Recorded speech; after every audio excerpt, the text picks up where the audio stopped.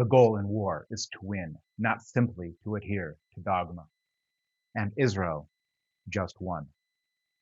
Ryan McBeth has released a 3-part video series looking at Israel's war in Gaza, and there are some things that need to be said. But first, I want to acknowledge that he actually did a good job of capturing for a foreign audience some of the different nuances that the IDF faced, aspects of its culture, and how this pertained to the war in Gaza. You can tell that he spent a lot of time discussing and talking with people who were there on the ground and who know the IDF. I myself was one, as we exchanged several emails. His videos are linked below, and I recommend watching them. But it's first important to understand what his videos are, what they are not, and to put them in the correct context, and then understand what we can learn from them. Now, he called them an after-action review, but they're more of a summary of the different strengths and weaknesses that Israel faced, specifically on the Gazan front. Of course, Israel has conducted its own and will continue its own after-action reviews. We're actually very good at this, but for a general audience, it is a solid job of summarizing some of the different complexities involved. That said, I do think there are some aspects that need to be explained better or challenged from his videos. And these are the topics I will address here. I'm not going to address all of the video. The parts I want to address are usually the things where I don't have that much to add, and he did a reasonably good job as is, or things where I know a little too much about maybe, and the information I have is informed by more classified information. My name is Shalom Bar Eretz. I'm a major in the IDF Reserves, and I spent most of the last 2 years on active duty. This is my channel Causality, where I take a deeper look at why things happened the way they did. The news reports the symptoms. We provide the diagnosis. Combined, his videos have almost an hour and a half of length, so I won't be breaking it down point by point. Instead, I'll be focusing on common themes that appear throughout his videos and address some of those points, issues, and areas I think should be expanded upon. Ryan mentions early on that this war was one with many different fronts. 2023 Gaza conflict wasn't just one war, it was really 8. The war against Hamas, the war against Hezbollah, the war against Iran, the war against Syria, the war against the Houthis, the war against pro-Iranian militias in Iraq, stabilization operations in the West Bank, and finally the information war, which Israelis call the 8th Front. But even though he says it, in his video series, he is focusing almost entirely just on Gaza, and not any of the others except when mentioned. So keep that in mind. His analysis pertains to the Gazan front and not to the others. And I think this also kind of gets to a core issue that he has when he deals with strategy. Let's watch some clips and then discuss. Now we need to talk about the raid strategy. Initially, one of the biggest problems came from the IDF Chief of Staff, a former General Herzi Halevi. He was a former commando, and this may have influenced his initial efforts to conduct this cutting the grass campaign, but on steroids. This was known as the RAIDS program, and it sounded a lot similar to what the U.S. did in Vietnam, where initially units would take ground and then give it up and then take the same area again. The problem was that when Israeli units left, Hamas would return to the area. Frustration with this strategy was mentioned 8 times in my survey. One soldier told me, "We conquered a building that you could see 5 different brigades were there before us in the last 8 months," which he could tell from the graffiti or unit insignias on the walls. This raid strategy didn't work in Vietnam, and it didn't work here. Let's talk about OpTempo. The operational tempo was erratic at best, and this turned into this strange war which was strategically slow in the desire to move carefully and avoid harming hostages, but tactically fast, which caused units to rush and not fully clear occupied areas. Other times, OpTempo would be set by the brigade and then ignored.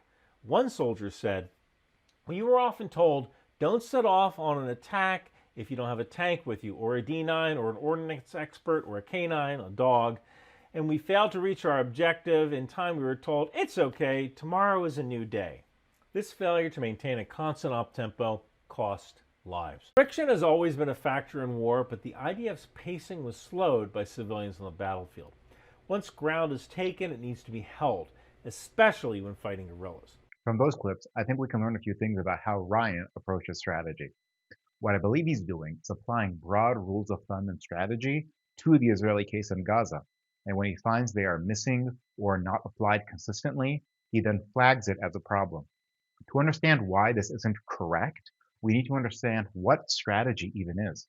Strategy is the method by which you achieve your goals, and especially national strategy is the method by which you achieve your national goals. The civilian government sets the war goals and the military works to achieve them. But since every war has different goals, and because every battle space has its own constraints, its own advantages, its own characteristics, the strategy used by the military must also be different. In his first clip, he discusses the raid strategy. He puts forth this idea that you need to take ground and hold ground. I'm not going to go into too much detail, but understand that this strategy of taking ground and holding ground is often correct, but it isn't always correct. If that achieves your aims, then good.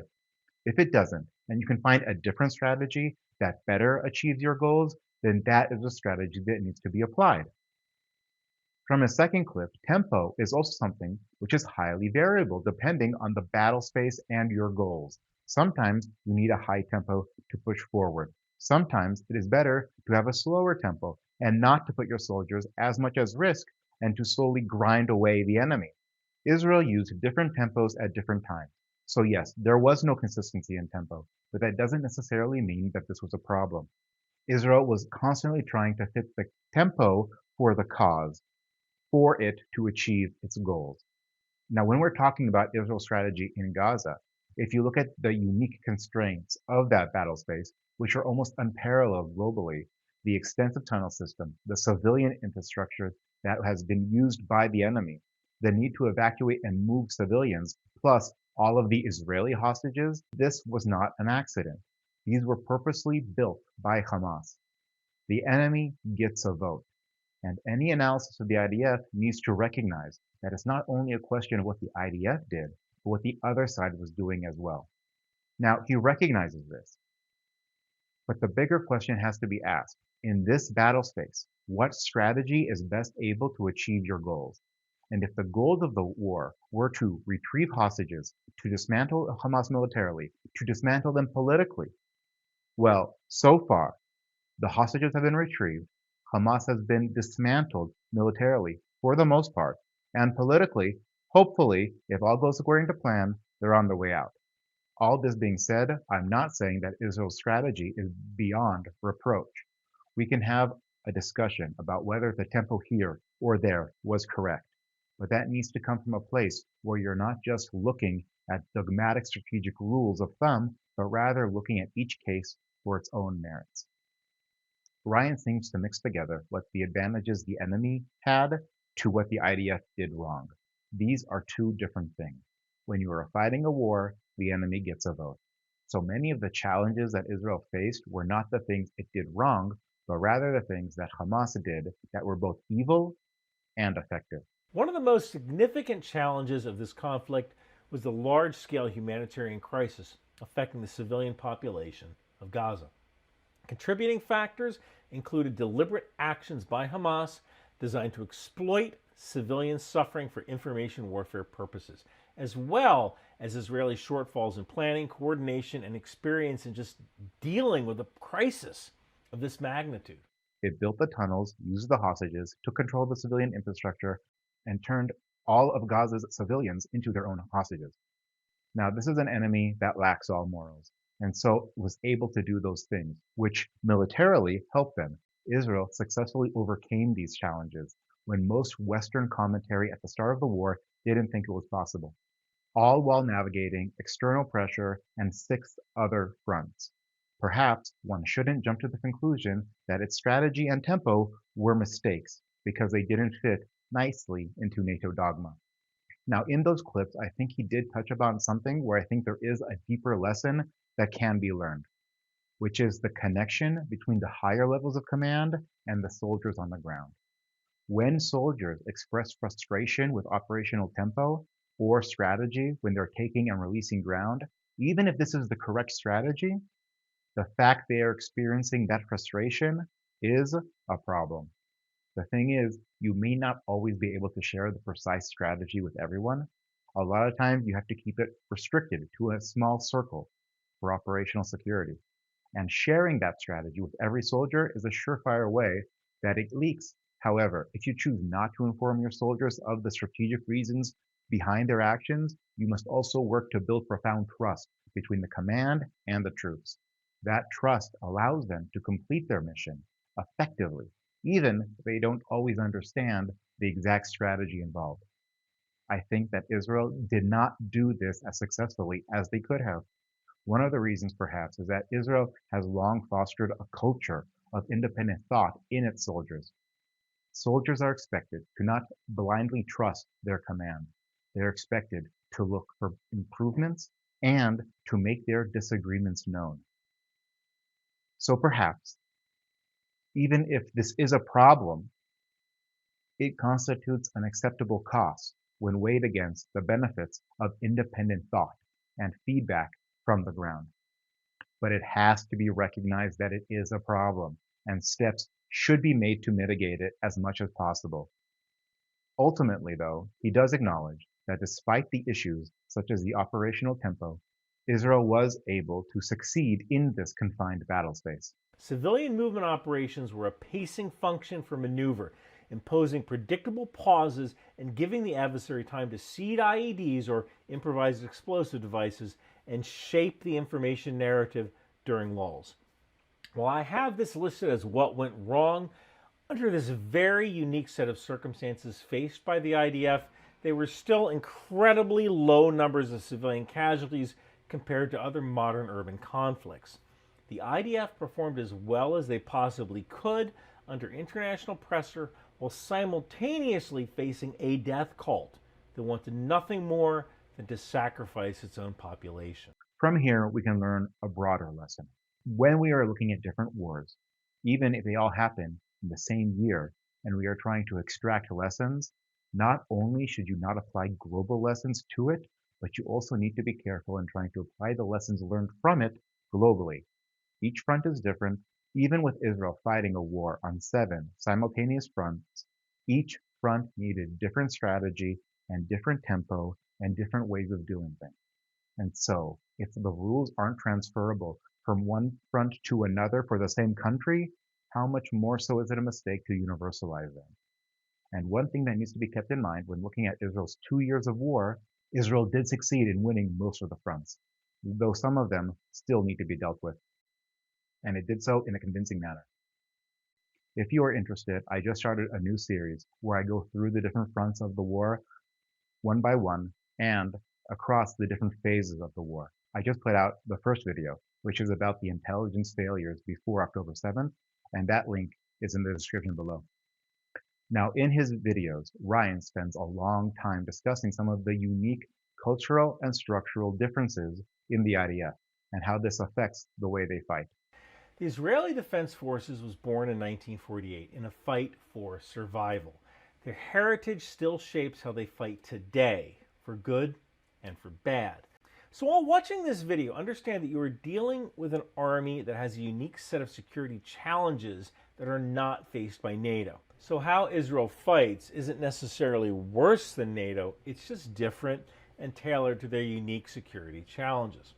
If you use per capita gross domestic product, Israel's economy is roughly the same size as Wisconsin, and they need to maintain an army and air force, and to a lesser extent a navy, in a very dangerous part of the world.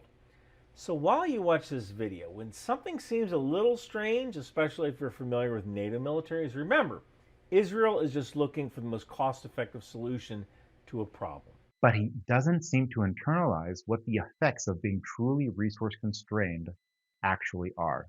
Units also shouldn't fear over-ordering parts because they'll get stuck with the bill after the war. War is wasteful, and units should be able to over-order things that they might need. Israel spends already close to 9% of its GDP on defense. That is second only to Ukraine. But that comes out to only around $40 billion. And that has to be spread around 500,000 personnel, which was the height of the war. Consider that the US, using only 3% of its GDP, has a budget of almost $1 trillion, spread around a standing army less than 3 times the size of Israel's. This means that while the US military can simply order whatever it wants and have it be a rounding error, or in the extreme case, perhaps raise the budget by a point of a percentage point, in Israel's case, there is a constant balance in trying to get the most out of every shekel. And if you increase spending in one part of the military, you are necessarily taking it away from a different part. One way that illustrates this is with the following clip. One reason that Israel may have missed signs of a Hamas attack was that most of their intelligence was focused on Hezbollah in Lebanon and Iran. There are only a limited number of intelligence officers to go around. After the strike in Iran, it came out that the US had 2 intelligence operatives who were tasked with looking at just Fordo for over a decade. That was their only job. When I saw that, it was like, wow, okay, Israel simply does not have that luxury. We have a very good intelligence service, but its man hours have to be allocated according to a threat assessment. I'm not saying it's perfect, and I just released a whole video about the intelligence failures before October 7th, and I have a lot to say on the matter. That doesn't give us a free pass.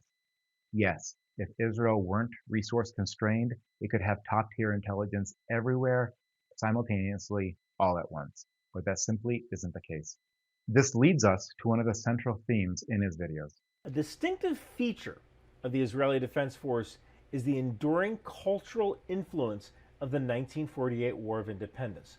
The soldiers in that conflict, often fighting with little more than rifles and a handful of magazines, remain deeply idolized within Israeli military tradition. That legacy fostered the Baharbi Uvakashti mindset across the force. The early fighters had no mortars, no machine guns, no radios, just the will to win and the ingenuity to make it work. That example shapes today's IDF ethos. Even when modern units face equipment shortages or thin logistical support, the institutional reflex is Baharbi Uvakashti, improvise, adapt, execute the mission rather than wait for ideal conditions. Now, I have a problem with his use of the phrase Baharbi Uvakashti. It's archaic and it's not really used in this context. I kind of understand what he's aiming for, but to someone familiar with Hebrew and modern Israeli culture, it's a bit off. Now, for an international audience who isn't familiar with it and is just kind of having it explained to them, I suppose it doesn't matter much. But I think there's a better phrase that is actually used and is more straightforward. Ze ma sheyesh ve'im ze nenatzeh, which means that is what we have, and with that, we will win. Now, this is a phrase that I've both heard often and I've used myself many times. It is used sometimes half seriously, half in earnest. It means that often you are going to be given fewer troops, less equipment, and fewer materials than you think you need to fulfill your mission. It's just a fact of life when you are resource constrained that not only are you going to get everything you need, but what that saying means is that even in that situation, you will make do and you will win. Even if you don't have a lot, that's what you do have, and with that, you will succeed. Now, he is also critical of that mindset. Too much of the IDF's culture still idolizes the romantic War of Independence soldier who could improvise with nothing but a rifle and grit. That mindset worked in 1948 because it had to. There was no doubt that the Baharbi Uvakashti figure-it-out mentality is an advantage to the IDF. This level of innovation places them light years ahead of traditional Arab armies who view initiative as disobedience. But oftentimes, this Baharbi Uvakashti is a substitute for poor strategy. I think this reveals a kind of misunderstanding of why this mindset exists and what improvisation in the IDF actually means. It's not simply a romantic harking to the War of Independence. It's not because we idolize them. Rather, there always has to be a balance between innovation, improvisation, and also adhering to a strict set of standards and rules. Ideally, you would have rules and regulations that perfectly fit every situation all the time. But in times of crisis, or when the battle space is changing rapidly, sometimes those codified rules become unfeasible. That's when improvisation is expected to fulfill the mission. Because in Israel, the mission is to ensure the state's very survival. These stakes are far too high to be able to just call command and say, I can't do it because I'm lacking this or that. Now, this ethos is so ingrained in the IDF that we actually actively train commanders to do the opposite, to actually call command and say, in this case, I truly cannot complete my mission, because you also need that feedback from the lower commands. I think Israel has achieved a relatively good balance with this. It has rules, it has regulations, but it also knows that when these are no longer relevant, you can use whatever means you have in order to achieve the necessary goals. Netanyahu, I think, summarizes feeling best when he recounts a conversation he had with Blinken when the US was threatening to cut off weapons. Blinken said, if we don't send you the weapons, you're not going to have weapons. What are you going to do? Netanyahu replied, we'll fight with tooth and nail. Because that's the thinking. Yes, better weapons, more troops makes everything easier. You are better able to achieve your mission with fewer losses. But the mission needs to be achieved regardless. Now, here are some clips from the video that show how this kind of thinking is used in action. During the early parts of the conflict, the unit might show up at a kibbutz near where it's deploying. The kibbutz would feed them until a contracting officer could coordinate for a formal food contract. Imagine an American National Guard unit deploying to a disaster area and just kind of hoping the locals would feed them until the logistics contract could be signed. That would never happen. But in Israel, due to the unique nature of their people's army, it worked. The donations of food by civilians went against standard army practices, but it was ignored due to the exceptional circumstances in that situation. I had one soldier even tell me that he gained weight from all the donated food whenever he went to Lebanon. Now, this is a great example of the tension between doing things orderly and the quote-unquote correct way, and making do with what you got. The October 7th attack was so sudden and the reserve call-up so massive that it placed an enormous strain on the pre-war logistical system. Understand that there's almost two parallel systems.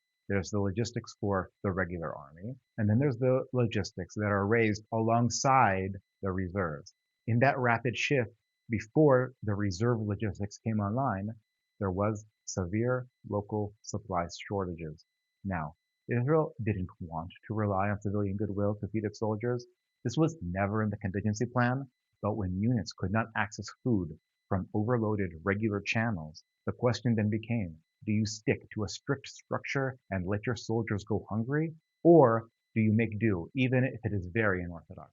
This goes against so many army regulations in bringing in outside food, but when those are your choices, the correct answer, I believe, was to do what Israel did, and that was to accept the help and not be bound by the structural constraints when alternative approaches are better suited for those extreme circumstances. And then there's this next clip. Units also demonstrated adaptability and initiative by employing commercial applications such as WhatsApp and Telegram to supplement standard communications. These platforms allowed rapid coordination and imagery sharing at the tactical level, although they did present security risks. Now, if you are a member of the NATO military, you probably just had a heart attack at the idea of soldiers using cell phones to coordinate a fire mission. But soldiers will improvise solutions to battlefield problems. This reflects a bottom-up innovation in digital targeting and battle tracking under permissive electronic warfare conditions. You do not need to be a NATO commander to have a heart attack about this. I had a heart attack about this. And there was a huge amount of pushback, consistently, often from different units and different commanders. But I think the bottom line that everyone came around to at the end was that it had to be judged on the merits of the case, not just dogma. Dogma shouldn't dictate action. When reliable, easy-to-use communication equipment was lacking for each of the hundreds of thousands of soldiers, But at the same time, every one of them had a smartphone, that miracle of modern innovation, and there was a multi-billion-dollar company that had produced a product like WhatsApp. You have to ask the fundamental question, how likely is it that Hamas would break WhatsApp's end-to-end encryption in real time and gain a tactical advantage? If that is minuscule, as it was, the tactical benefits outweigh the small risk. It's not perfect, but when everything boils down to a cost-benefit analysis, sometimes the unorthodox is the best option. This also deals not just with material, which is purchased, but also with manpower. On that, Ryan says this. Israeli force structure is heavily dependent on reserves. Why? Because it's cheap.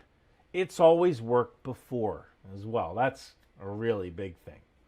In previous LISCO or large-scale combat operations such as 1948, 1956, 1967, 1973, 1982, Israel was victorious not because its army was better than their adversaries, but because the opposing armies were worse. And there is a difference. So the conscript model worked for Israel's particular brand of LISCO conflict. There's no reason not to change it. At least that was the thought at the time. The smaller conflicts in 2006, 2008, 2012, 2014, and 2021 mainly used active duty or security forces, which only validated the current conscription structure.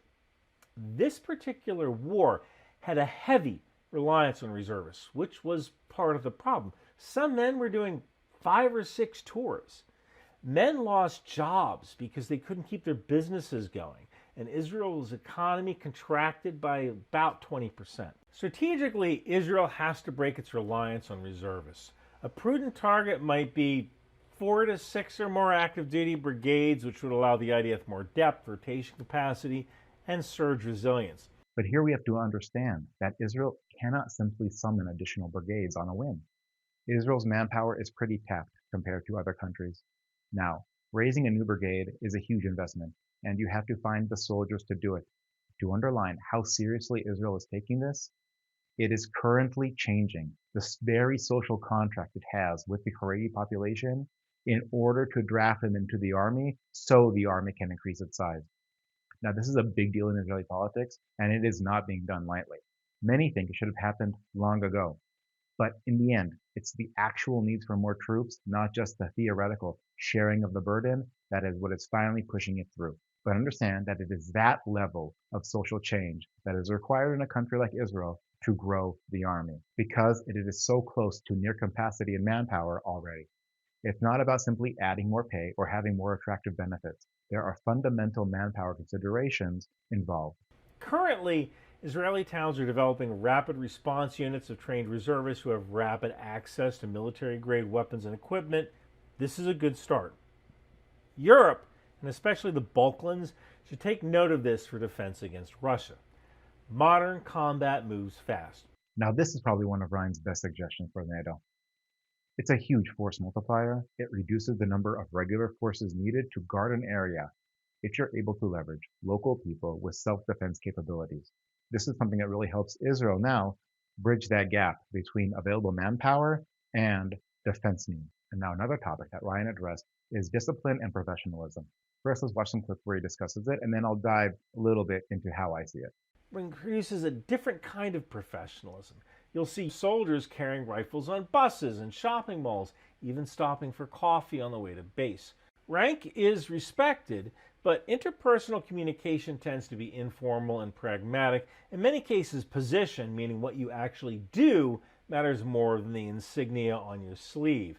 It's less, yes sir, roger sir, or more, yalla, what's the plan?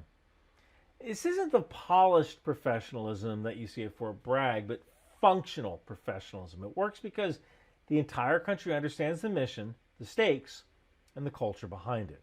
This is something that foreign military personnel often raise an eyebrow at when they see the IDF, but I think the best way to explain it to someone who is more familiar with NATO armies or Western culture is actually a business analogy. There was a time where businessmen wore suits and ties, and that was professionalism. If you did not do that, then you were not a businessman. Now, In the high-tech sector, you might show up in shorts and flip-flops, but you are expected to be professional. You are expected to get the work done, and your attire isn't supposed to dictate your ability. Israel's approach to attire and this kind of theater of discipline is similar. Basic training has the highest level of what one would call traditional discipline, but gradually the rules relax. In advanced training, then in regular service, and especially in the reserves, it becomes increasingly more casual. It's almost a trade-off. As you gain experience and are more easily able to be relied upon to perform professionally, you are less required to simply maintain appearances for appearance sake. Now let's get to one of Ryan's favorite topics, the lack of NCOs in the IDF. I need to talk about NCOs, or non-commissioned officers. Another unique feature of the Israeli army is that they don't have professional NCOs. In other words, they don't have professional sergeants. Technically, there are NCOs in the Israeli army, although they gain rank by time and grade as opposed to professional development.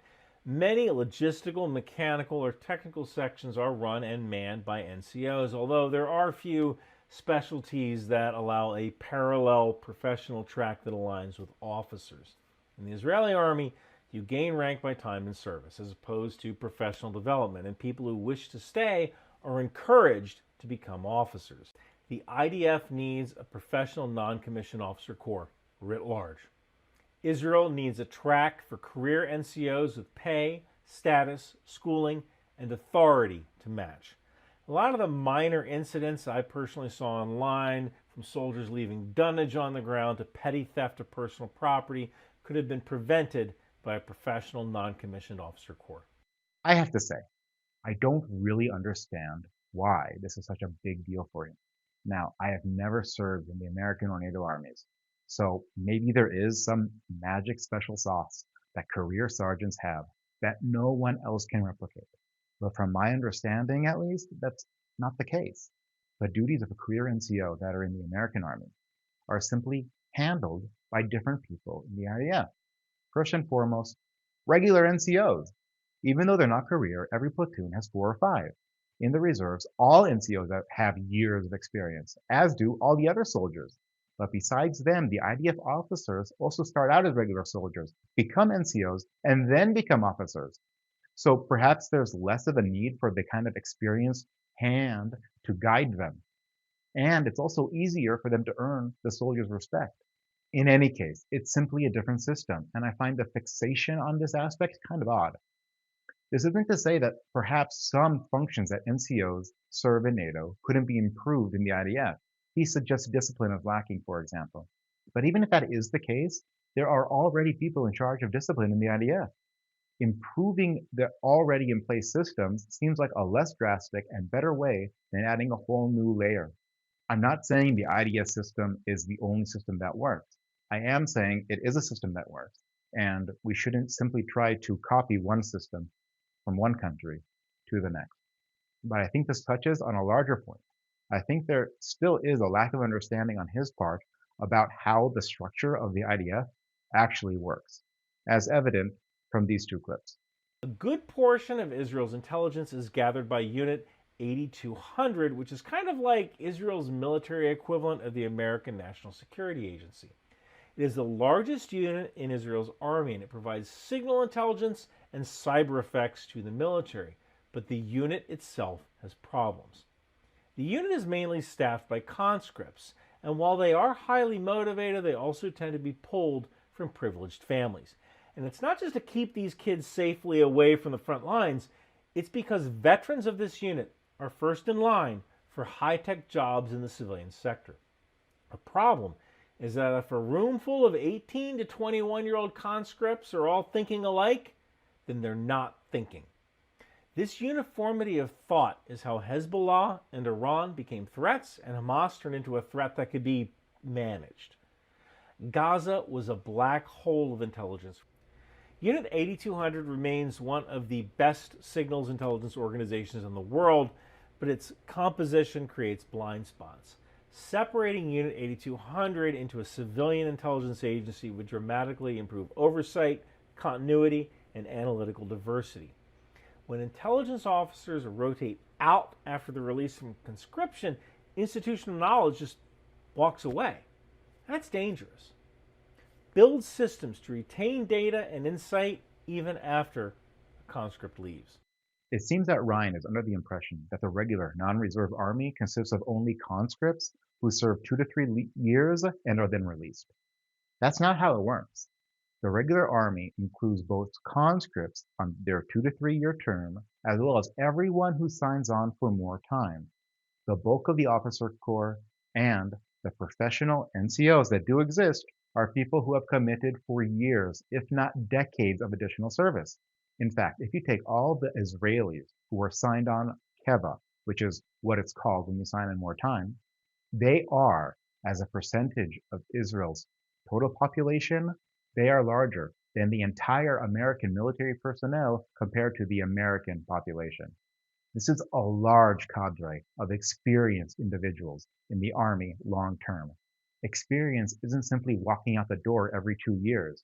Conscripts who don't sign on for longer are there and they do handle a lot of the tasks, but those tasks that befit their experience. The larger, more complex tasks and decisions fall on officers and NCOs who have signed on and built that experience over years and decades. That means that the people making intelligence priorities decisions would have had decades in the Army. These are not 18-year-old conscripts. They are high-ranking officers with direct lines to both the Chief of Staff and often the Israeli government. So if the unit 8200 were to become civilianized, experience really isn't the consideration. There could be other considerations, perhaps, and those considerations might be valuable, but it's not experience because that part isn't the problem with it being in the IDF. Now, before I discuss his take on the information war, I do want to touch on a couple of smaller topics relating to specific tactics and doctrine that the IDF use. So first, this clip. Combined arms, or what Israel calls battle teams, was extremely successful. Combined arms is a doctrinal term describing the synchronized employment of different types of military forces and capabilities, such as infantry, armor, artillery, engineers, aviation, and electronic warfare, so that each complements and reinforces the other. Tanks are tough, and they provide great firepower, but they're very vulnerable to short-range rocket attacks, so you screen the tanks with infantry. Each supports each other, combined arms or battle teams. This is practiced by many modern armies, but one crucial element to success is that Israeli leaders are fluent with the capabilities of units and equipment down to the platoon level. So if an IDF infantry lieutenant had a tank attached to his platoon, he knew how to properly employ that tank. That really isn't something the U.S. Army teaches until an officer gets to the company level. This came up constantly, with at least 6 of those surveyed praising Israel's combined arms strategies. Now, this was a big deal. It's kind of really hard to explain to someone who's not deeply involved in force planning, force utilization. But this was a huge change that Israel implemented a couple of years before the war. While combined arms was always part of the strategy and tactics, there was a massive organizational shift to integrate different forces into cohesive units at all levels. This led to a level of integration that was of an order of magnitude higher than what came before. Let's talk engineering. It worked out well, with Israel using assets such as armored Caterpillar D9 bulldozers to demolish houses where IEDs or improvised explosive devices might lie. There was heavy emphasis on destroying suspected sniper and IED emplacements with bomb units or D9 bulldozers once that building was identified. Now, I don't know about other armies, but in the IDF, the engineering corps always kind of played the second fiddle to the other branches of the army. This war really highlighted how vital combat engineers are in the 21st century.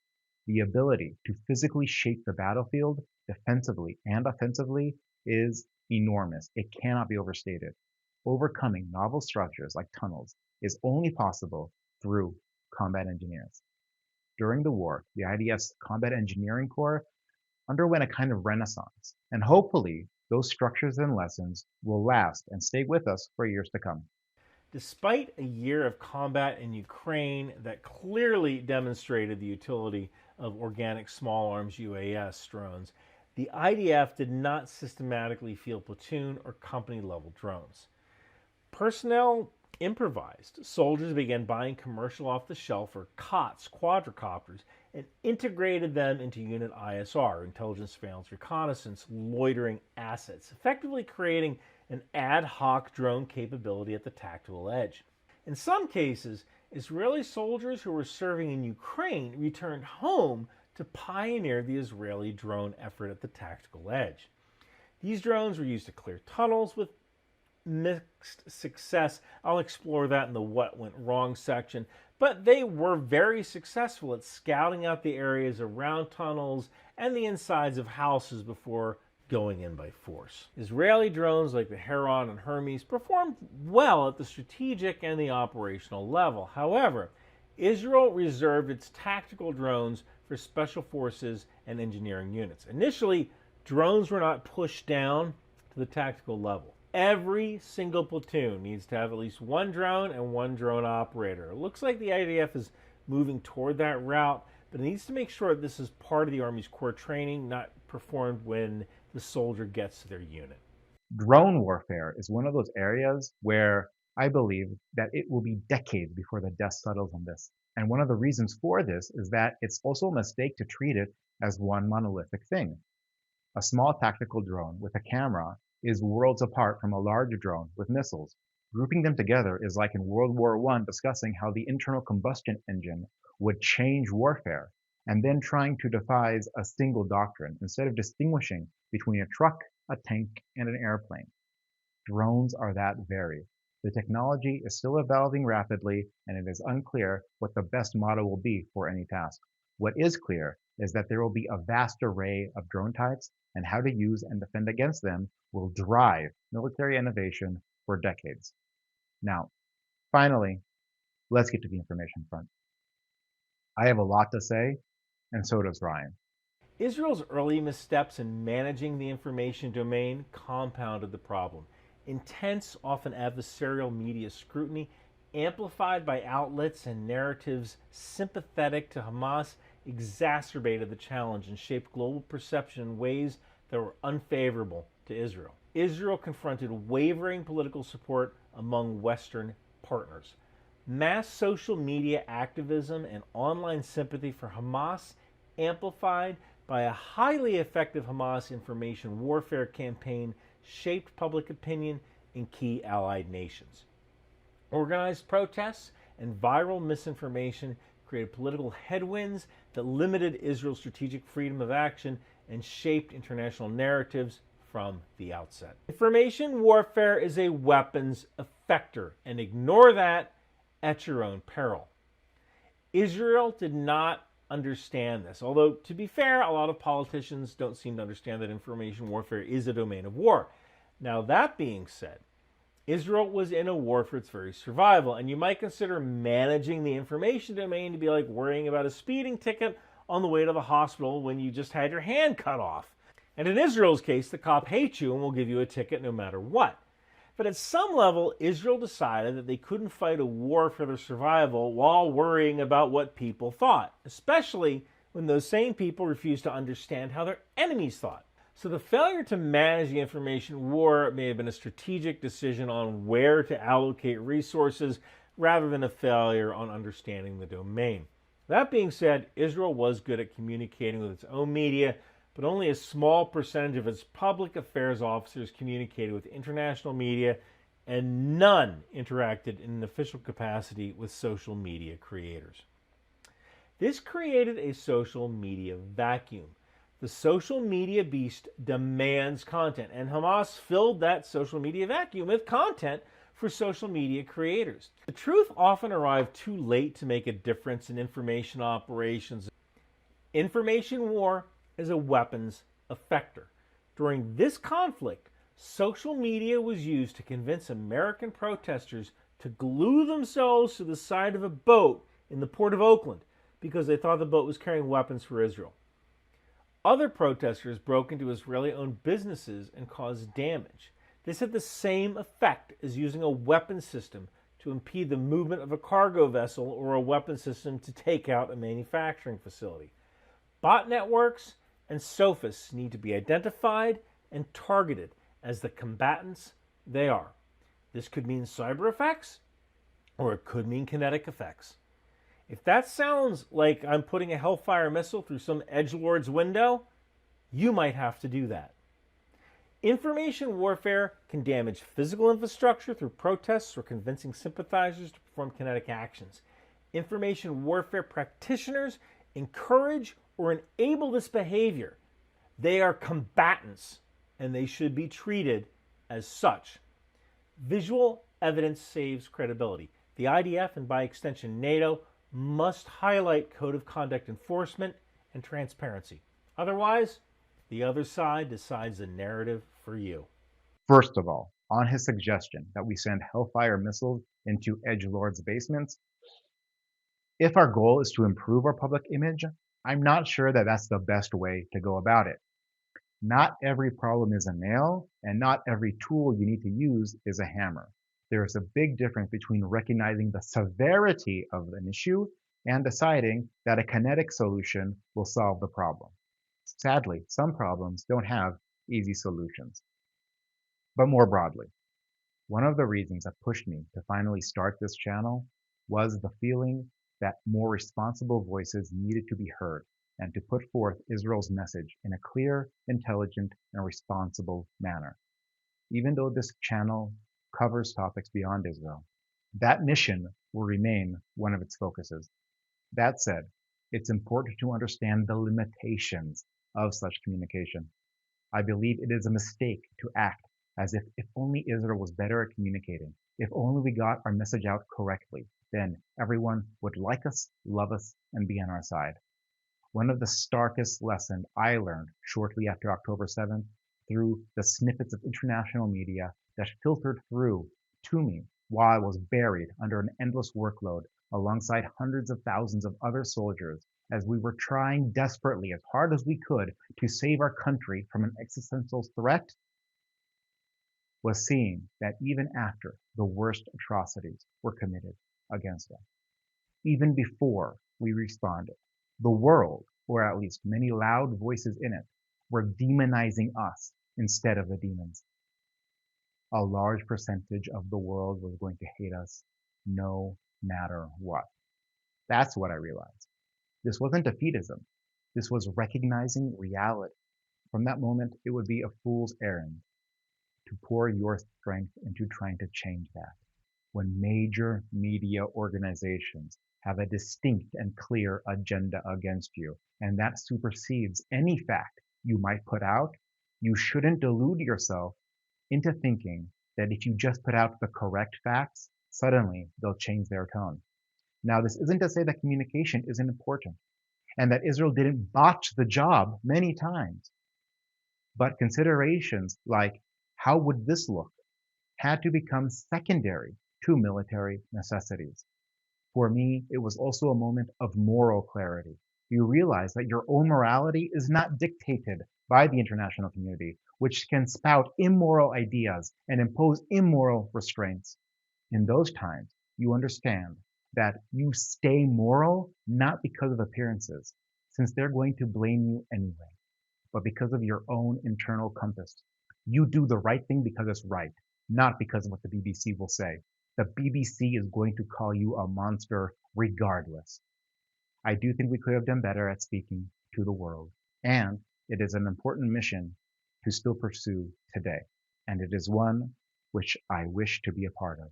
But keep in mind, when you are fighting for your survival and your hands are being tied behind your back, when you're battling a death cult using its own citizens as human shields, with your brothers and sisters being held hostage in between them, facing an enemy that has weaponized your own morality against you, it would be foolish to add another restraint, especially when there is no way to satisfy the demands of a craved international community. Time and time again, the world cried out that we could not do this, could not do that. We could not go into Rafah. We could not even do a land incursion into Gaza. And time again, we showed that we can. And if we were to simply listen to the world and listen to the constraints because we didn't want to look bad, we would not have gotten our hostages back. We would not have defeated Hamas. We would not have won multiple wars in 2 years. And we achieved all of this with one of the smallest ratios of civilian to combatant death in urban conflicts, no matter what the world might think. Israel isn't perfect, and nor is the IDF. It would be wonderful to have unlimited funds, unlimited manpower. For that matter, it would be wonderful to live in peace and to turn our swords into plowshares. But that is not the situation we are in. זה מה שיש, ועם זה ננצח. That is what we have, and with that we will win. And so far, we just won. Again, my name is Shalom Bar Aretz. This is Causality. The news reports the symptoms. We provide the diagnosis. This is a new channel. If you believe this kind of in-depth analysis is valuable, the best way to support our mission is to like, subscribe, and share this video. I also have a link below for those who want to support the work we're doing here directly. Until next time, take care.